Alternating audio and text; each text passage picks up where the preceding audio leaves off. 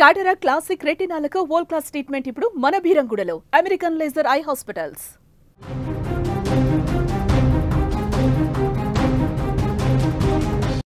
మన దేశంలో అవినీతికి పాల్పడితే ఏం చేస్తారో తెలుసా?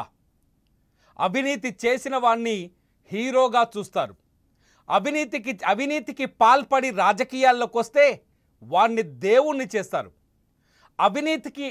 అవినీతికి పాల్పడతాడో అంత పెద్ద ఎత్తున అతని నాయకునిగా మార్చి అవసరమైతే ముఖ్యమంత్రిని చేస్తారు, కావాలంటే ప్రధానమంత్రిని కూడా చేస్తారు. భారతదేశంలో అవినీతి చేసేవాడు హీరో. భారతదేశంలో ప్రజా సొమ్ముని దిగమింగేవాడు ఎప్పటికీ హీరోనే. భారతదేశంలో అవినీతికి పాల్పడిన అధికారులకు ప్రమోషన్లు వస్తాయి. భారతదేశంలో అవినీతికి పాల్పడిన ఆఫీసర్లు కోర్టుకు వెళ్ళిన తర్వాత మళ్ళీ తిరిగి అమాయకులుగా వచ్చి మళ్ళీ అదే కుర్చీలో అదే పదవిలో అదే కూర్చొని అదే అవినీతికి పాల్పడతారు. కానీ చైనాలో అవినీతి చట్టాలు ఎంత కఠినంగా ఉన్నాయో చెబుతోంది ఇప్పుడు నేను మీ ముందుకు తీసుకొచ్చే ఈ వార్త. టాంగ్ రెంజియన్, మీరు కోర్టులో నిలబడ్డ ఒక మంత్రి ఫోటో చూస్తున్నారు. ఇతని పేరు టాంగ్ రెంజియన్. 2024 సంవత్సరం వరకు చైనా గ్రామీణాభివృద్ధి మరియు వ్యవసాయ శాఖ మంత్రిగా ఉన్నాడు. టాంగ్ రెంజియన్ చైనా నుంచి ప్రపంచంలోని అన్ని దేశాల్లో పర్యటించాడు. టాంగ్ రెంజియన్ ఆఖరికి అప్పుడు ట్రంప్ ఉన్నప్పుడు ట్రంప్తో మాట్లాడాడు. జిన్పింగ్ సర్కార్లో చాలా కీలకమైన పొజిషన్లో పనిచేశాడు. కానీ ఇతను పనిచేస్తూ ఖాళీగా లేడు. పచ్చి అవినీతి పరుడు, మోసగాడు. 268 మిలియన్ యువాన్లను 268 మిలియన్ల యువాన్లను అక్రమంగా దోచుకున్నాడు. ఆస్తులు కూడబెట్టాడు. గర్ల్ ఫ్రెండ్స్ని మెయింటైన్ చేశాడు. మొత్తం అమెరికన్ డాలర్స్లో చూస్తే $37.6 మిలియన్ అవినీతికి పాల్పడ్డాడు టాంగ్ రెంజియన్. మరి ఈ అవినీతి పరుణ్ణి చైనా ప్రభుత్వం ఏం చేసింది తెలుసా? ఈ అవినీతి పరుణ్ణి చైనా ప్రభుత్వం ఇప్పుడు ఉరి తీయబోతోంది. ఇతనికి మరణ దండన వేసింది. ప్రపంచంలో అత్యంత నీచమైన పని, హత్య కంటే ప్రమాదకరమైన పని ఏంటో తెలుసా? అవినీతి. ఒక రాజకీయ నాయకుడు అవినీతికి పాల్పడితే ఆ దేశం అభివృద్ధికి అది ఆటంకంగా మారుతుంది. ఒక అధికారి అవినీతికి పాల్పడితే అతను పనిచేస్తున్న శాఖ కానీ విభాగం కానీ డిపార్ట్మెంటు సర్వనాశనం అవుతుంది. దానివల్ల ప్రజలకు అందాల్సిన ప్రయోజనం దెబ్బతింటుంది. అందుకే చైనాలో అవినీతిని అత్యంత భయంకరమైన నేరంగా చూస్తుంది చైనా ప్రభుత్వం. చైనా చట్టాలు చెప్తున్నాయి అవినీతికి పాల్పడేవాడు హంతకుడి కంటే ప్రమాదకారి అని.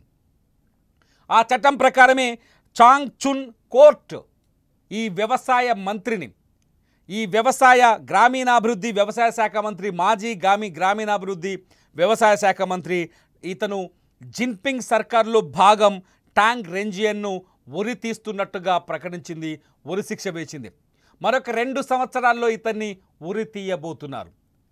ఈ ఉరికి ఎటువంటి మనలాగా రాష్ట్రపతి అంగీకరించాలి మన దేశంలో మాదిరిగా, దేశ రాజ్యాంగాన్ని అవమానించలేను. కానీ మన దేశంలో ఒకరిని ఉరి తీయాలంటే కూడా, మన భారతదేశంలో ఒకరిని ఉరి తీయాలంటే కూడా ముంబైలోకి అక్రమంగా చొరబడి తాజ్ హోటల్లో తుపాకులు పేల్చి 100 మంది ప్రాణాన్ని బలి తీసుకున్న కసబుని ఉరి తీయడానికి కూడా మన భారతదేశంలో భారత ప్రభుత్వానికి మన భారతీయ చట్టాలకి 7 సంవత్సరాల సమయం పట్టింది.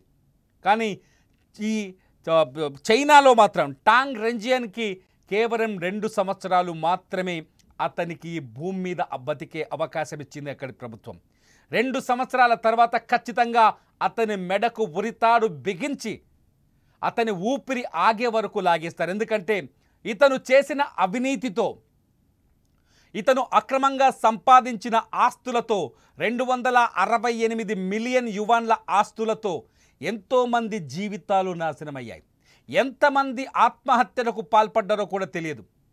ఈ కేసుని చాలా ఆగమేఘాలుగా మన దేశంలో, మన ఇండియాలో, లేకపోతే మన హైదరాబాదులో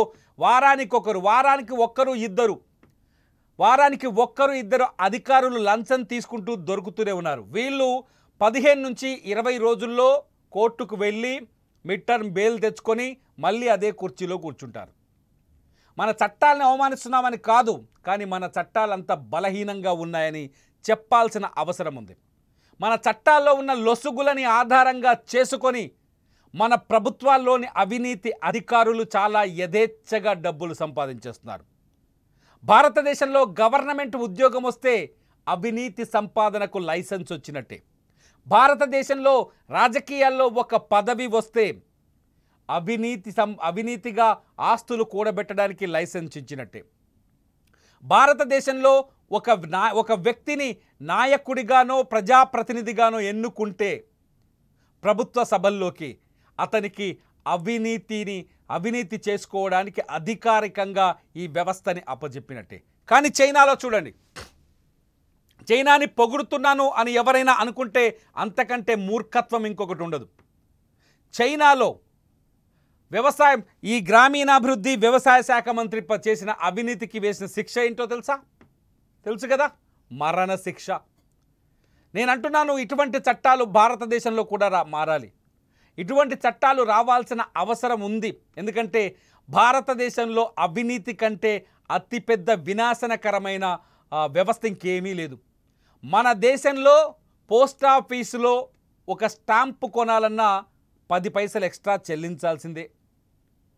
ఏదైనా మండల ఆఫీస్కి వెళ్ళి ఏదైనా పేద రైతు పాస్బుక్ తీసుకోవాలనుకున్నా ఖచ్చితంగా అక్కడున్న అధికారి చేతిలో అక్రమంగా డబ్బులు పెట్టాల్సిందే.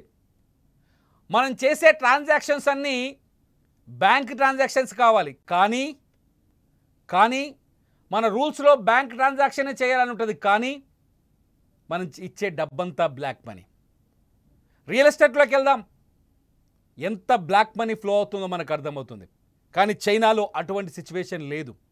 ఈ అవినీతి మంత్రిని ఉరితీయాలని జిన్పింగే స్వయంగా ఆదేశాలు జారీ చేసినట్టు చైనా మీడియా కొంత చెప్తోంది.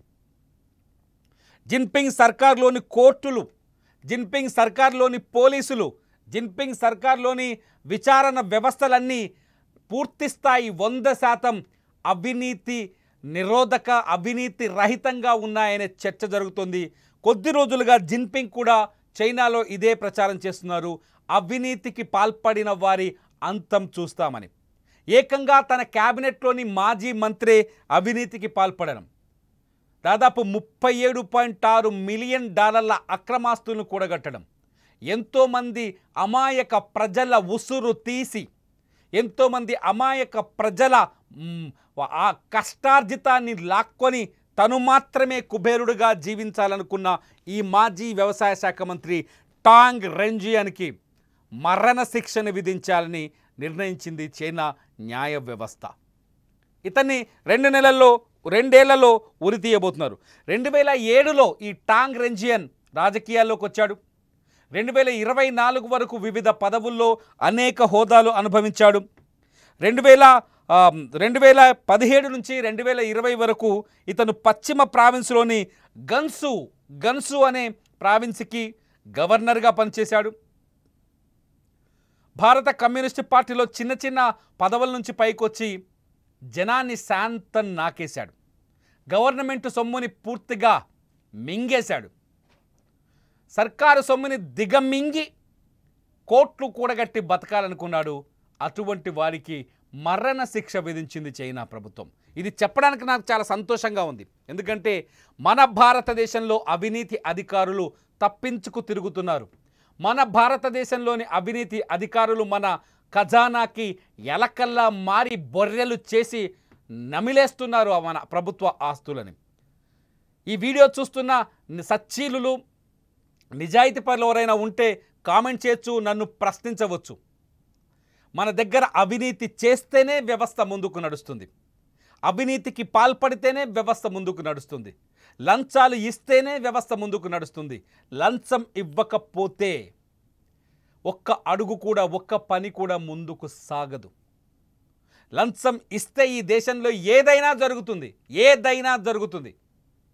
అన్ని వ్యవస్థలు, ఆఖరికి న్యాయ వ్యవస్థతో సహా అంటున్నాను నేను. ఈ దేశంలో లంచం ఇస్తే ప్రతి వ్యవస్థలో పని జరుగుతుంది. లంచం ఇవ్వకపోతే ఏదీ జరగదు. ఇటువంటి వ్యవస్థలు మారాలి అంటే, ఇటువంటి వ్యవస్థలు మారాలి అంటే మనలాంటి దేశాల్లో కూడా, స్వతంత్రం ఎక్కువగా ఉన్న దేశాల్లో కూడా, మామూలు కంటే ఎక్కువ స్వతంత్రం ఉన్న మన దేశంలో కూడా, ఇతర దేశాలతో పోలిస్తే మన దేశంలో కూడా ఇటువంటి శిక్షలు కూడా రావాలి. ప్రజల సొమ్మును దిగమింగిన రాజకీయ నాయకులను ఉరితీసిన రోజు ఈ దేశం బాగుపడుతుంది. ప్రజల సొమ్ముని కోటాను కోట్ల వేల కోట్ల ఆస్తులుగా కూడబెట్టుకున్న రాజకీయ నాయకులని పదవీచ్యుతులను చేసిన రోజు ఈ దేశం బాగుపడుతుంది. అవినీతికి పాల్పడి అక్రమంగా సంపాదించిన వ్యక్తులని రాజకీయ నాయకులుగా మార్చి వాళ్ళకి మంత్రి పదవుల్లోనో, ముఖ్యమంత్రి సీట్లోనో, జిల్లా స్థాయిలోనో, ఎమ్మెల్యేలుగానో కూర్చోబెడితే ఇలాగే పేదవాడు పేదవాడిగానే ఉంటాడు, ధనవంతుడు ధనవంతుడిగానే ఉంటాడు. ఎందుకు ప్రపంచంలో అమెరికా తర్వాత అతిపెద్ద ఆర్థిక వ్యవస్థగా చైనా అవతరిస్తుంది అంటే అక్కడి ప్రభుత్వాలు అమలు చేస్తున్న కఠిన చట్టాలు కూడా టాంగ్ రెంజియన్కి ఉరిశిక్ష వేసిన చైనా చట్టాలు బాగున్నాయా? అవినీతికి పాల్పడిన వాడిని రాజకీయ నాయకుడిని చేసి ముఖ్యమంత్రి సీట్లో కూర్చోబెట్టే మన భారత చట్టాలు బాగున్నాయా? ఏవి బాగున్నాయి? ఈ వీడియో కింద మీరు కామెంట్ చేయండి. ధైర్యవంతులైతే నిజాయితీగా రాయండి. చూస్తూనే ఉండండి లైవ్ అప్డేట్స్ కోసం సుమన్ టీవీ డిజిటల్ లైవ్, అట్లాగే సుమన్ టీవీ లైవ్.